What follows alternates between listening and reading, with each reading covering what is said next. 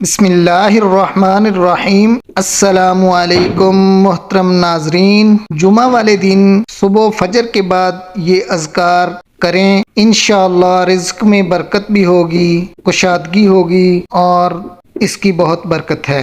Number 1، لا الہ الا اللہ وحدہ لا شریک لہ لہ الملک ولہ الحمد وہو علی کل شیء قدیر۔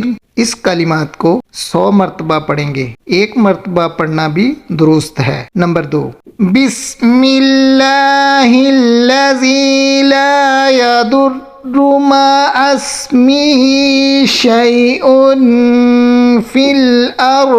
فی الارض ولا فی السماء وہو السمیع العلیم۔ ان کلمات کو 3 مرتبہ پڑھیں گے۔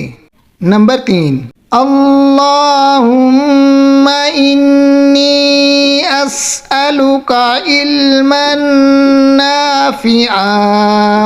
نافعا ورزقا طیبا وعملا متقبلا۔ فجر کی نماز کے بعد یہ دعا ضرور پڑھیں، اس سے رزق میں برکت ہوتی ہے۔ اللہ تعالی ہم سب کو اپنے حفظ و ایمان میں رکھے، آمین یا رب العالمین۔